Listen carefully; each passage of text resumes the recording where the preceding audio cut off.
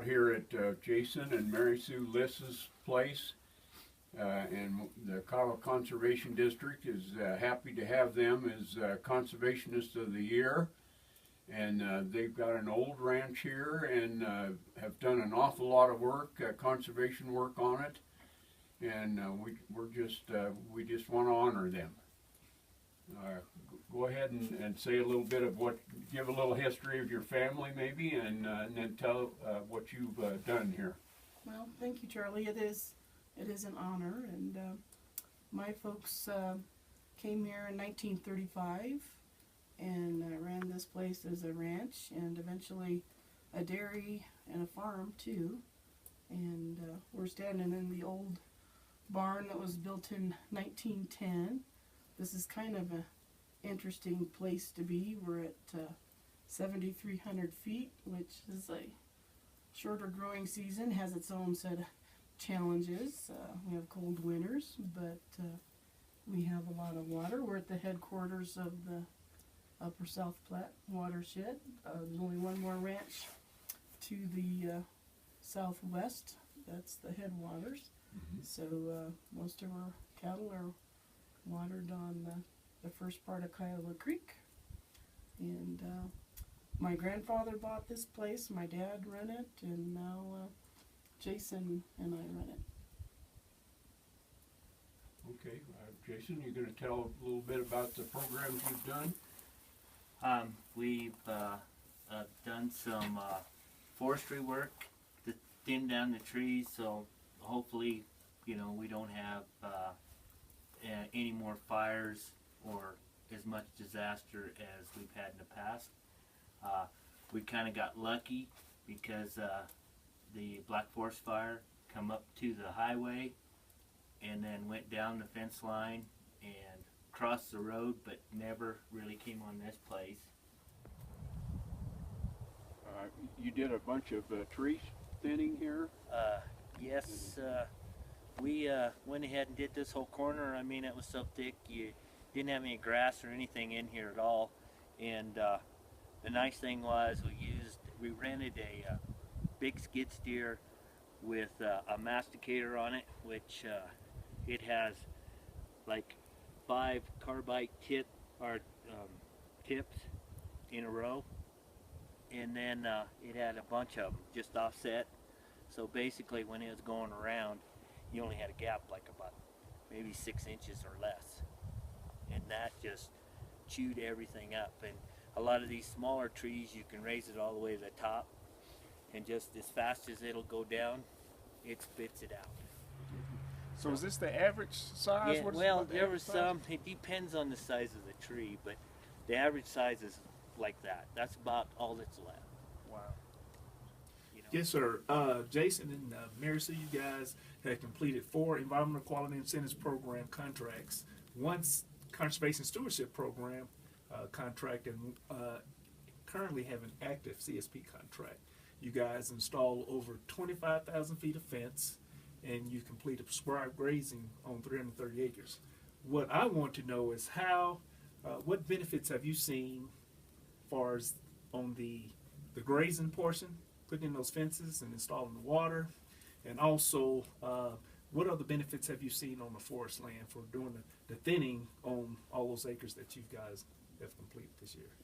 Well, the forestry, I mean, it benefited the wildlife, it benefited the cattle because we got way more ground that's getting sunlight now that never got any before, and we got rid of a lot of pine needles, and that helped the grass, and in turn the wildlife benefit from it, the cattle benefit from it, and you can just see a lot more growth that you normally didn't see at all.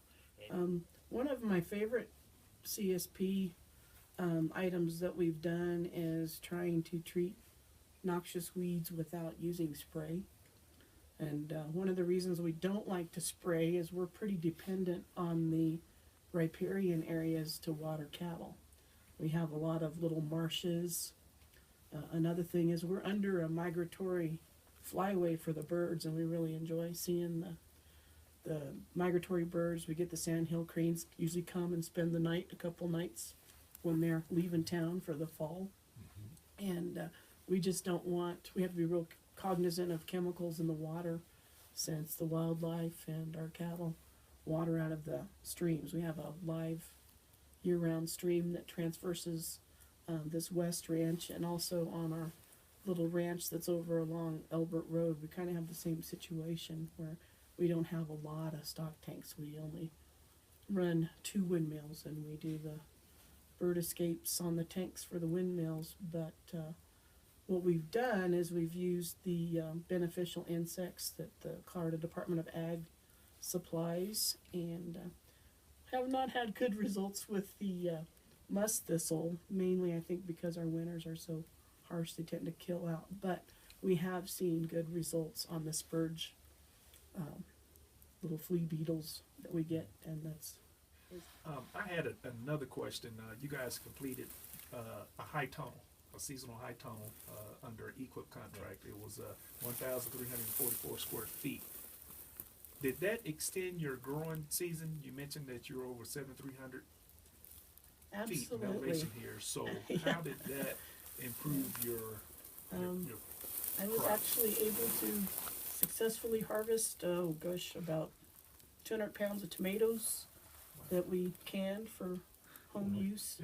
And normally you don't, once you get that first frost, which at this elevation can happen in September if it wants to. So having that high tunnel, I even threw heaters in there and got probably another 3 weeks. And I laugh about spending $50 worth of propane to can another $50 worth of tomatoes, but it was worth it. I enjoyed raising those tomatoes and squash, and where we have such cool weather, I got some things that normally don't grow at that elevation, so I enjoyed doing that. Well, yeah. Okay, tell us about what you've done with some of your cross fencing and rotating pastures. And Well, we've all the cross fences we put in, we can go ahead and take more cattle, put them in one area for a shorter period of time, and let them graze it down pretty good, and then move them and let that go ahead and rest while you're moving cattle to pasture, which kind of helps the seeds. The cattle will go ahead and trample those seeds in the ground, and we get any moisture at all, that'll help replenish the grass and then get new seedlings, and it's more palatable, and it just worked out really good because the cattle were always in fresh grass.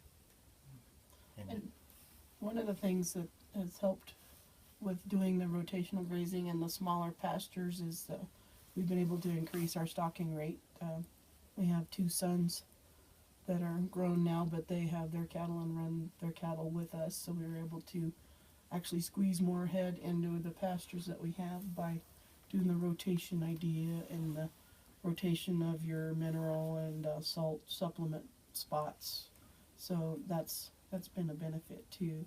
And the one species that we really see a difference in is the grama grass in late summer, as far as warm season grass. A lot of our grasses are cool season grasses, but when it starts getting a little browner in the summertime, that grama grass will still come on if we get some rain. So that really makes a difference, and that's good feed for cattle. congratulations to Thank both you. of you, and thank you for all the conservation work you've done. Thank you.